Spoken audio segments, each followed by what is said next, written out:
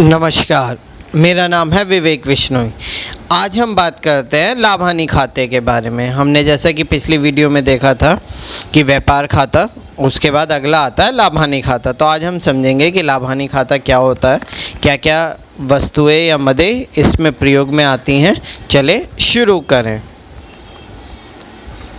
लाभ हानि खाता व्यापार खाते से सकल लाभ अथवा हानि ज्ञात करने के पश्चात व्यापारी अपने व्यापार का शुद्ध लाभ अथवा हानि ज्ञात करने के लिए जो खाते तैयार करता है वह लाभ हानि खाता कहलाता है।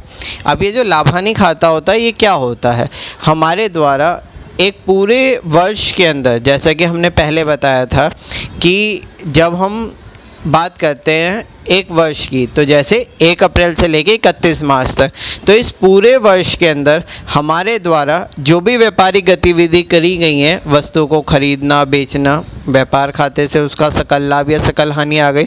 उसके बाद हमारे द्वारा जो भी उस माल को बेचने के लिए खर्चे किए गए हैं, उन सबको खर्चे करने के बाद वर्ष के अंत में हमारे पास कितना रुपया बचा लाभ के रूप में या हानि के रूप में, कि हमारे व्यापार के अंदर क्या हुआ, हमारे व्यापार की स्थिति क्या है, यह सारी की सारी जानकारी हमें लाभ हानि खाते के द्वारा प्राप्त होती है। अब ये लाभ हानि खाते के अंदर क्या क्या चीज़ें आती हैं, किस तरीके से आते हैं, इसे हम समझते हैं आगे बढ़ के। अब हम इसको समझते हैं। तो सबसे पहले इसमें भी लाभ हानि खाता जो तारीख को समाप्त कर रहे हैं वर्ष, जैसे 31 दिसंबर हो सकता है, 31 मार्च हो सकता है, ठीक है। अब इसमें 2 पक्ष होते हैं, जैसे व्यापार खाते में थे ऋणी पक्ष और धनी पक्ष। ऋणी पक्ष के अंदर जितने भी इस व्यापार के अंदर लाभ हानि खाते के अंदर खर्चे होंगे वो सारे के सारे ऋणी पक्ष में लिखे जाएंगे, और जो भी हमारी आमदनी होगी, आय होगी, वो हमारे धनी पक्ष में लिखे जाएंगे। तो सबसे पहले समझते हैं धनी पक्ष को। तो सबसे ऊपर लिखा हुआ है सकल लाभ आगे लाए। तो क्या होता है कि जो हमारा व्यापार खाते का लाभ होता है वह हम यहाँ ला के लिखते हैं सकल लाभ आगे लाए। तो यहाँ पे लाभ आ गया। उसके बाद दूसरा प्राप्त किराया। अब जो भी हमें, अगर हमारी संपत्ति से कोई किराया प्राप्त हो रहा है तो वह आ जाएगा प्राप्त किराया, रेंट रिसीव्ड, ठीक है। दूसरा है उपवारी किराया। उपवारी का मतलब होता है सबलेट। सबलेट का मतलब ये होता है कि बाई चांस आपका जैसे बड़ी दुकान है, आपने ऊपर वाला जो फ्लोर है वो किसी को किराए पे दे दिया, या आपके पास गोदाम है या आपके पास कारखाना है, उसमें आपने किसी को अपने किराएदार के साथ अपने मालिकाना हक में से किसी को सबलेट कर दिया, मतलब उसमें से कुछ हिस्सा उसे किराए पे दे दिया, तो उससे जो आमदनी होगी वो। इसके अलावा बट्टा डिस्काउंट जो होता है कि जब हम माल खरीदते हैं तो हमें अगर किसी व्यापारी से कुछ छूट प्राप्त होती है तो वह डिस्काउंट के रूप में यहाँ पे लिखा जाता है। कमीशन, अगर हम अपने व्यापार में किसी वस्तु को बिकवाने के लिए कुछ अतिरिक्त प्रयास करते हैं तो कई बार हमें व्यापारी के द्वारा कमीशन प्राप्त होता है, तो वो हमारे व्यापार के लिए फ़ायदा है, इसीलिए धनी पक्ष में लिखा जाएगा। ब्याज, हमारे द्वारा हो सकता है किसी को पैसे उधार दिए गए हो तो उसके एवज में हमें ब्याज प्राप्त होता है, तो ये व्यापार का पैसा है, व्यापार के लिए आमदनी है, इसीलिए इसे धनी पक्ष में लिखा जाएगा। इसके अलावा लाभांश। लाभांश क्या होता है? डिविडेंड। डिविडेंड जो होता है, जो हमारी कंपनीज स्टॉक मार्केट में होती हैं, शेयर बाज़ार में होती हैं, अगर हम उनमें पैसा इन्वेस्ट करते हैं तो उनका जो लाभ होता है, उस लाभ में से जो हिस्सा वो हमें देती हैं वो लाभांश कहलाता है। लाभांश जो होता है वो व्यापार के लिए आमदनी है, क्योंकि हमारे पास व्यापार में पैसा आ रहा है, इसीलिए इसे धनी पक्ष में लिखा जाएगा। इसके अलावा डूबत ऋण प्राप्त। डूबत ऋण का मतलब ये होता है कि हमने, आपको सबको पता है कि व्यापार में उधार माल खरीदा भी जाता है, उधार माल बेचा भी जाता है। तो जब हम उधार माल बेचते हैं तो उसमें से कुछ पैसा हमारे डूबने के चांसेस होते हैं, तो जो डूबा हुआ पैसा, अगर उसमें से कुछ पैसा हमें प्राप्त हो जाता है वो हमारे लिए लाभ होता है, इसीलिए हम उसे धनी पक्ष में लाभ हानि के खाते में लिखते हैं। इसके अलावा संपत्तियों के विक्रय के लाभ से विविध।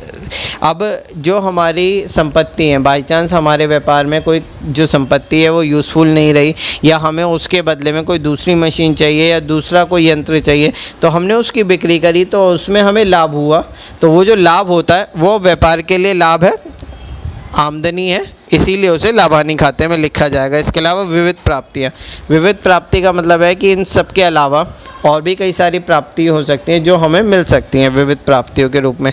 अब ये जितने धनी पक्ष में आइटम लिखे हुए हैं, मदें लिखी हुई हैं, ज़रूरी नहीं है सारी की सारी आपके पेपर में है, इसमें से 2, 3, 4 आपको प्राप्त हो सकती हैं। अब हम दूसरी तरफ बढ़ते हैं, जो है हमारा खर्चे का पक्ष, व्यय का पक्ष, ऋणी पक्ष। अब ऋणी पक्ष के अंदर चीज़ें होती हैं, शुरुआत करते हैं। अगर हमारी व्यापार खाते में हानि आती है तो सबसे ऊपर हानि लिखी जाएगी, ठीक है। आगे बढ़ते हैं। अब इन्होंने जो है इसे 3 भागों में बांट रखा, कार्यालय व्यय, विक्रय एवं वितरण और विविध व्यय।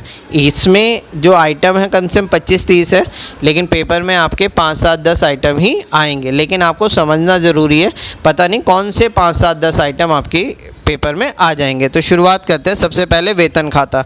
वेतन, सैलरी, आपके द्वारा जो कार्यालय चलाया जा रहा है, जो ऑफिस चलाया जा रहा है, उसके अंदर आपको एम्प्लॉय रखने होते हैं। उन एम्प्लॉयज़ की जो वेतन दिया जाता है वह लाभ हानि खाते में लिखा जाता है।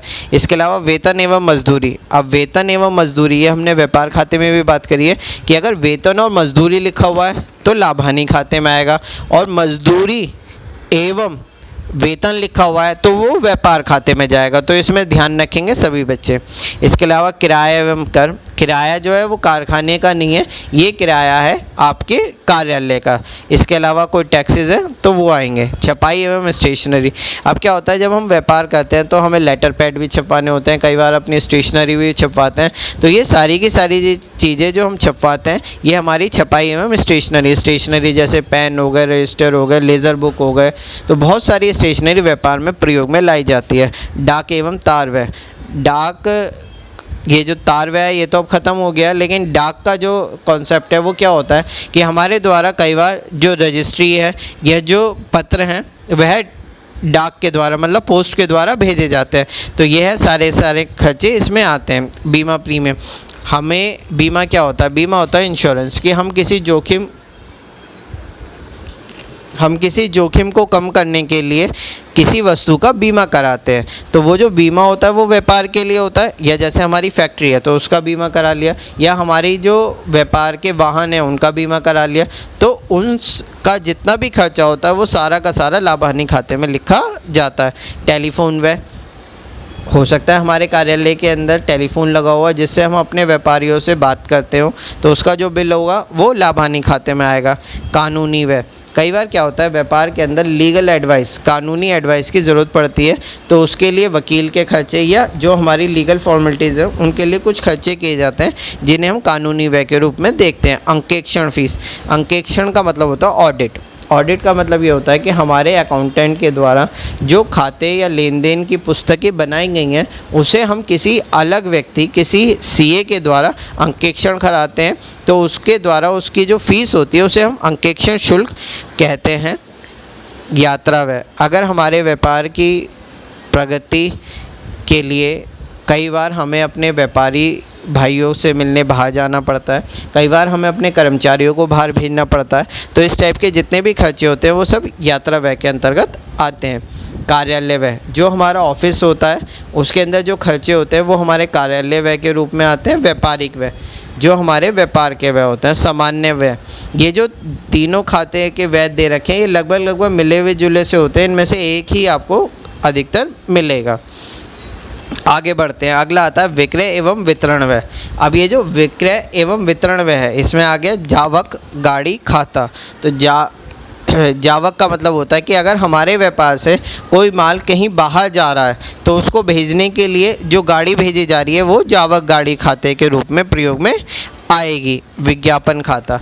हमें अपनी माल की बिक्री करने के लिए या उसको ज़्यादा बेचने के लिए विज्ञापन करने पड़ते हैं। जैसे आपने देखा होगा टीवी पे बहुत सारे एडवर्टाइजमेंट आते हैं, बहुत सारे ऐड आते हैं। इसी तरीके से अगर हमें भी अपने माल की बिक्री बढ़ानी होती है तो कई बार हमें ऐड करने पड़ते हैं, विज्ञापन देने पड़ते हैं, तो उसका खर्चा लाभ हानि खाते में आता है।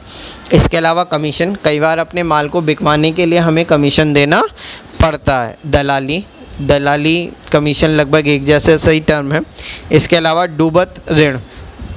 डूबत ऋण का मतलब ये होता है कि हमारे द्वारा बहुत सारा माल उधार बेचा जाता है तो कई बार उसमें से कुछ पैसा डूब जाता है, तो ये व्यापार के लिए नुकसान है, खर्चा है।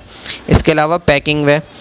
कई बार हमें माल को बाहर बेचने के लिए या हमारा जो व्यापार है उसकी पद्धति ऐसी है या उसकी नेचर ऐसी है कि हमें उसके जो पैकिंग है उस पर स्पेशल पैसे खर्च करने पड़ते हैं। हो सकता है हमारा कांच से जुड़ा हुआ कोई काम हो या हमारा कुछ ऐसा सामान हो जो नमी में जल्दी ख़राब हो जाता हो, तो हमें उसको बचाने के लिए पैकिंग व्यय खर्च करने पड़ते हैं।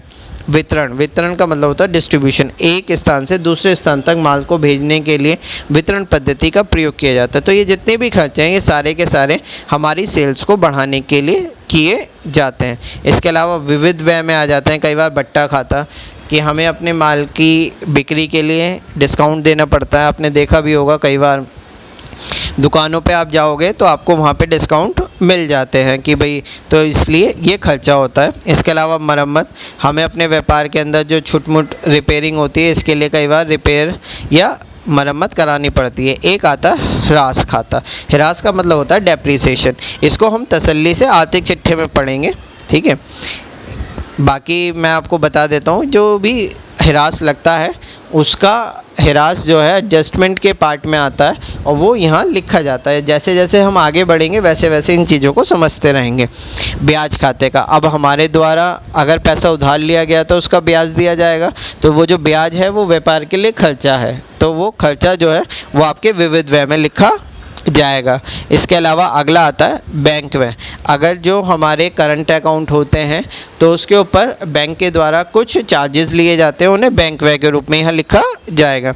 मनोरंजन व्यय खाता, आज का जो युग है उसके अंदर अपने एम्प्लॉयज़ से अच्छी तरीके से काम कराने के लिए महीने में या 2 महीने में कई बार कुछ व्यापार जो हैं अपने कर्मचारियों को एंटरटेनमेंट के लिए, जैसे पिक्चर घुमाने लेके जाना या कहीं बाहर रेस्टोरेंट में खाना खिलाना या कहीं और किसी तरीके की कोई ऑर्गेनाइज़ करना, कोई इवेंट ऑर्गेनाइज़ करना, तो इस टाइप के जो खर्चे होते हैं वो मनोरंजन व्यय में आते हैं।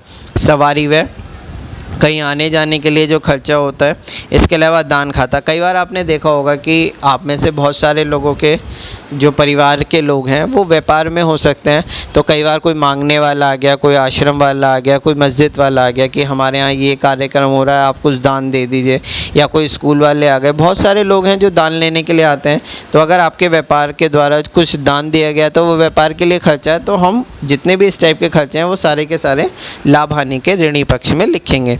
इसके अलावा संपत्ति के विक्रय पर हानि, जैसे हमें लाभ हुआ तो हमने धनी पक्ष में लिखा, हो सकता है हमें संपत्ति बेचने पे कुछ हानि हो गई हो तो वो हानि इधर आ जाएगी। अब वही जिस तरीके से हमने व्यापार खाते में करा था उसी तरीके से देखेंगे कि अगर हमारा धनी पक्ष का योग ज़्यादा है तो हमें लाभ हो रहा है, और अगर हमारा ऋणी पक्ष का योग ज़्यादा है तो हमें हानि हो रही है।